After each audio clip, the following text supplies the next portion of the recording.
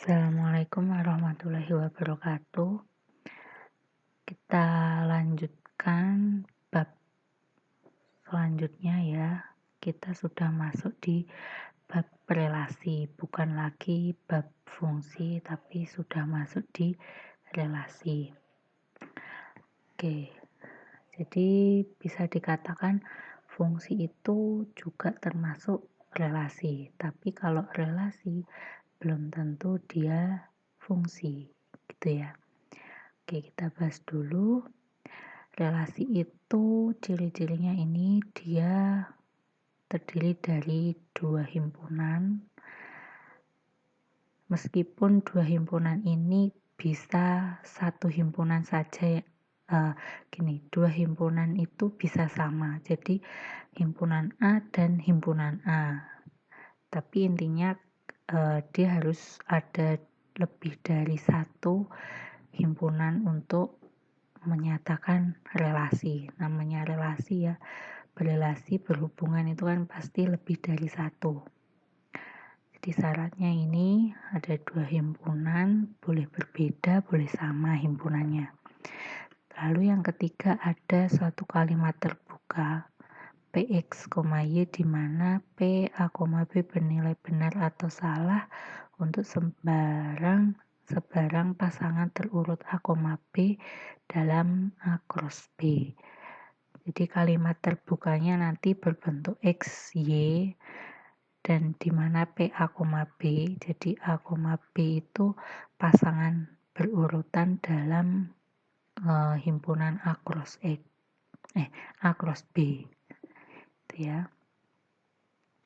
Nah, relasi ini misalkan relasi dari A ke B itu bisa kita simbolkan R ini menyatakan relasi A himpunan yang pertama, B himpunan yang kedua, lalu PXY itu kalimat terbukanya.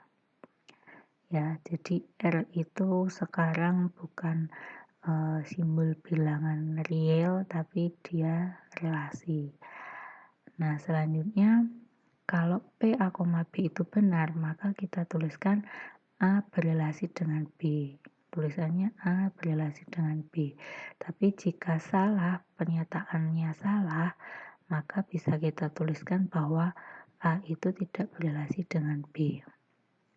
Ini contohnya, misalkan R1 relasi yang pertama itu menghubungkan himpunan bilangan real dengan real, di mana PXY itu kalimat terbukanya berbunyi X lebih kecil dari Y.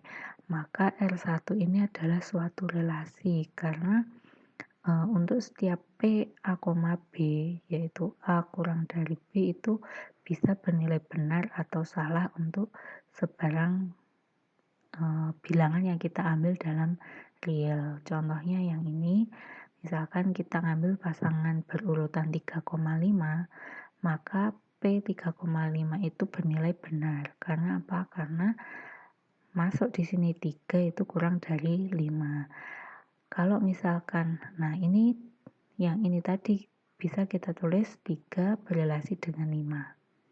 Ya. Kalau kita ngambil pasangan berurutan itu 8,6, maka P 8,6 ini bernilai salah. Karena apa? Karena 8 itu tidak kurang dari 6. Maka kita tuliskan 8 tidak berrelasi dengan 6. Selanjutnya yang contoh kedua. Nah, ini contoh kedua, misalkan himpunan A itu adalah kaum pria, B kaum wanita, kalimat terbukanya X adalah suami dari Y. Maka R2 itu suatu relasi.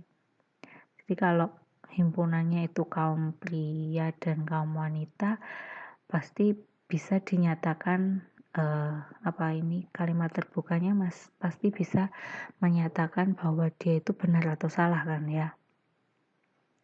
Nah, tapi kalau di sini contoh keempat ya, himpunan A-nya adalah kaum pria, B-nya wanita, dan kalimat terbukanya Y habis dibagi oleh X, kan jadi tidak memiliki arti, ya enggak? Ya, sama himpunannya kan nggak cocok dengan kalimat terbukanya. Jadi R4 ini bukan suatu relasi, gitu. Selanjutnya yang contoh kelima. Nah, ini misalkan himpunan A-nya adalah 1, 2, 3, B, A, B. Dan relasinya itu tidak memakai kalimat terbuka, tapi langsung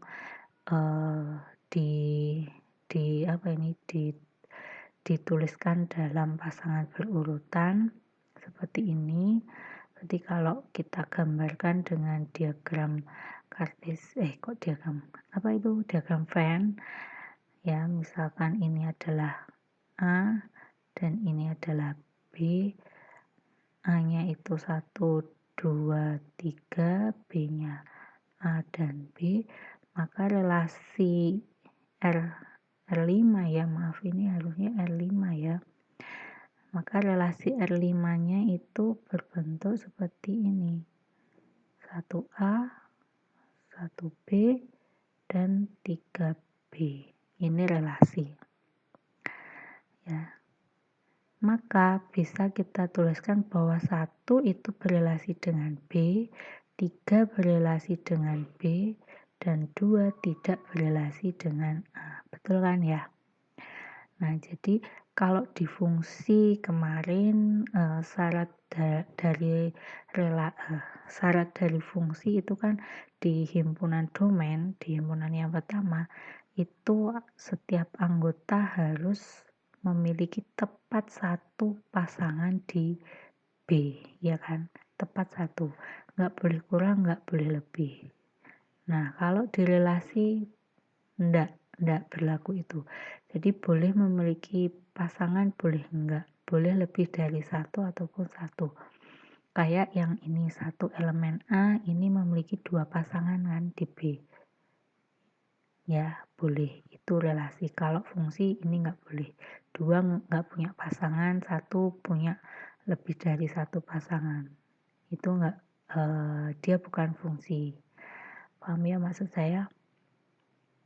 Oke, gitu.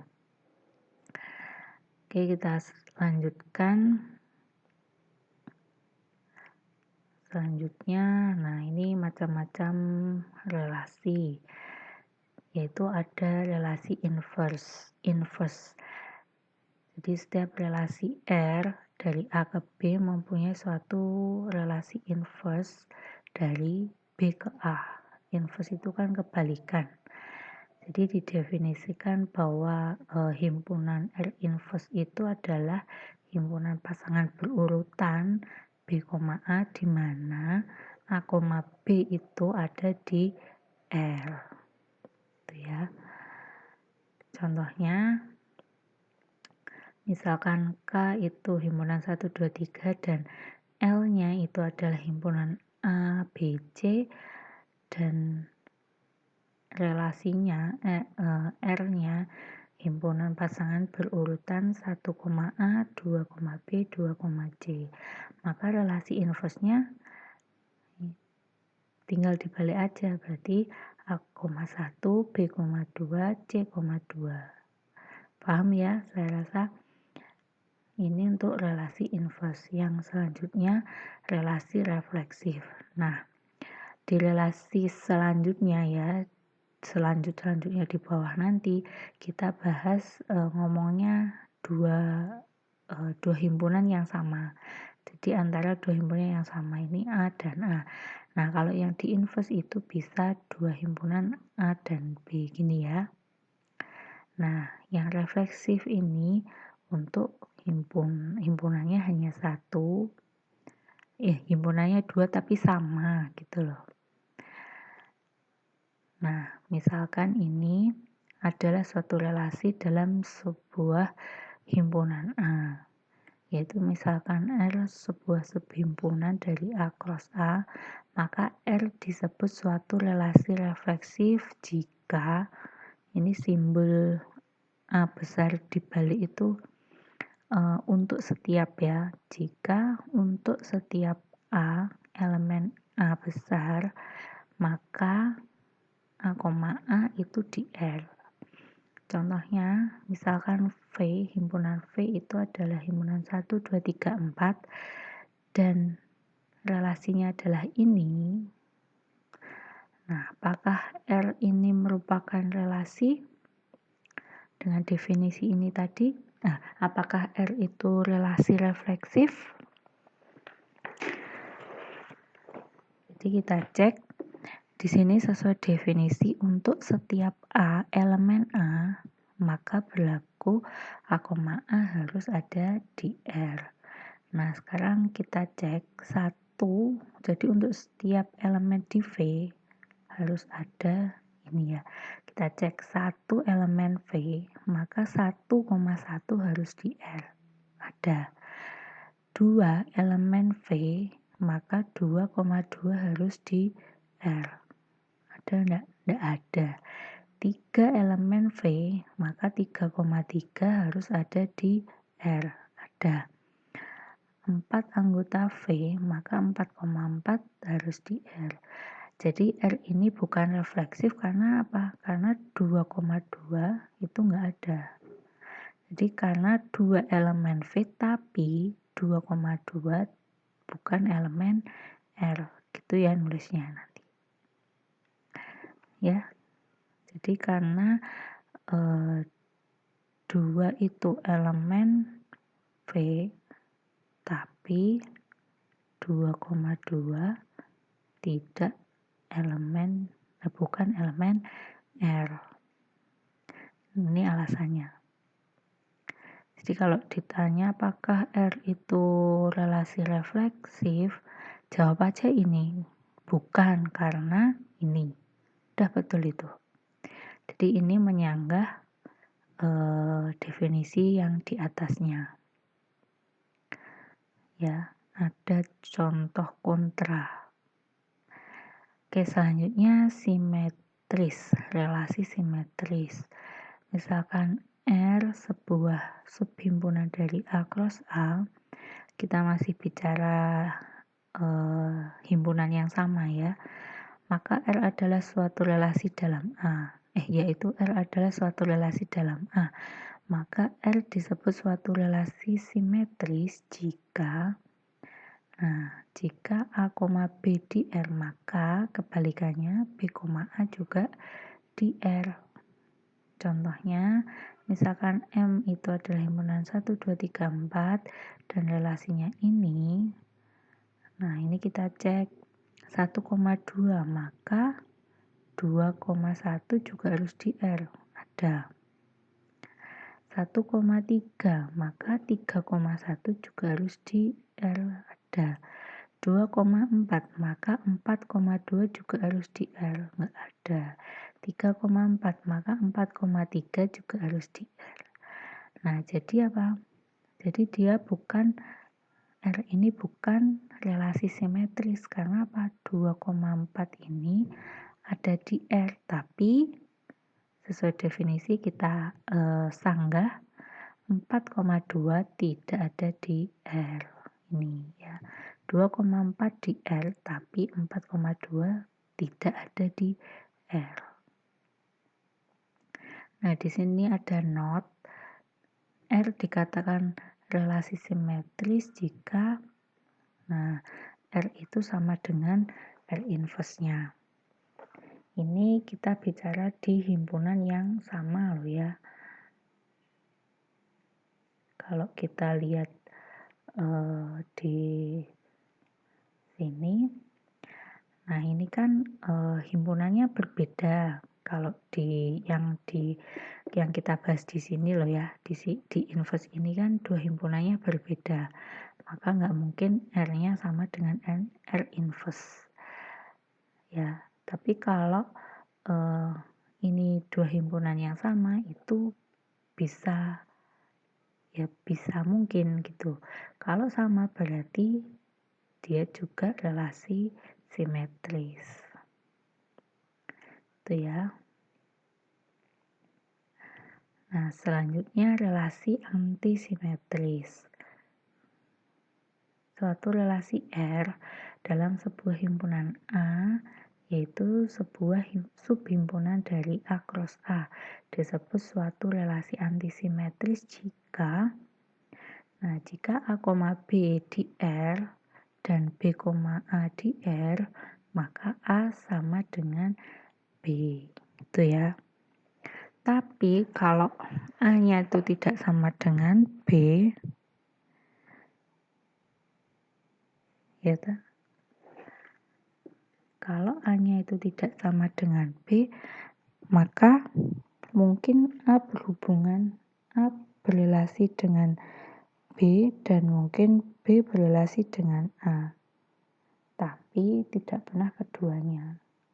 Jadi kalau A-nya tidak sama dengan B, mungkin A-nya berrelasi dengan B atau B-nya berrelasi dengan A, tapi tidak pernah kedua-duanya itu terjadi di relasi antisimetris gitu ya. Contoh misalkan M himpunan 1, 2, 3, 4 dan R-nya ini. Jadi kita cek 1,2, 2,3,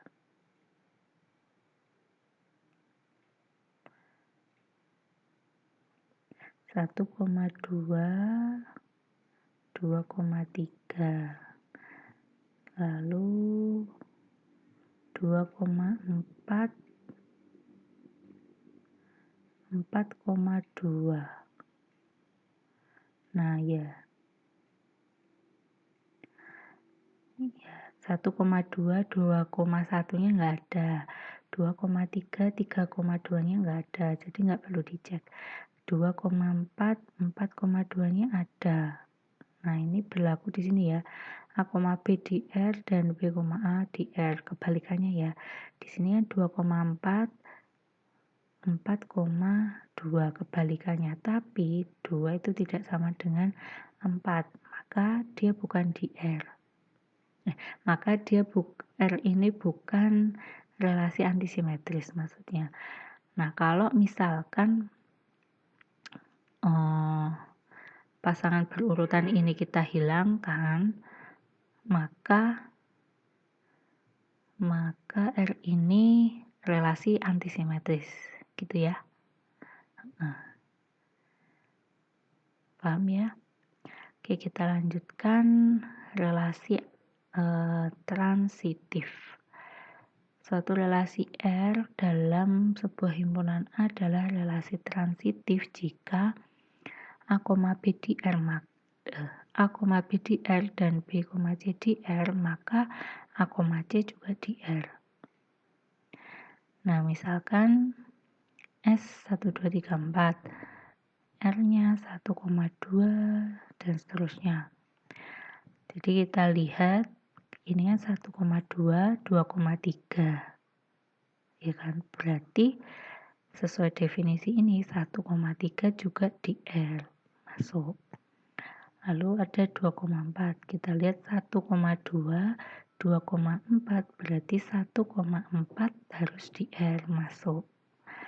Lalu kita lihat lagi yang belakangnya 3, 2,3, 3,4. Berarti 2,4 harus di R masuk. Lalu 1,3, 3,4, maka 1,4 harus di R masuk juga. Nah, maka R bukan, nah ini berarti saya keliru ya. Nah, di sini saya bilangnya R bukan relasi transitif karena 2,3 ini di R, 3,4 di R, tapi 2,4 bukan di R. Padahal 2,4 ada di sini. Ya, jadi saya yang keliru di sini, maka R adalah relasi transitif. Nanti saya ganti. Gitu ya. Nah, sekarang yang terakhir, relasi ekuivalen. Jadi ekuivalen itu jika relasi itu memenuhi 3 relasi, yaitu relasi refleksif, simetris, dan transitif. Jadi kalau relasinya itu memenuhi ketiganya, maka dia disebut relasi ekuivalen. Gitu ya. Oke, itu saja hari ini. Silahkan dipelajari. Jika ada yang kurang jelas, boleh ditanyakan di grup ataupun japri ke saya. Dan apabila dari penjelasan saya ada yang keliru, mohon untuk dikoreksi gitu ya. Terima kasih atas perhatiannya. Wassalamualaikum warahmatullahi wabarakatuh.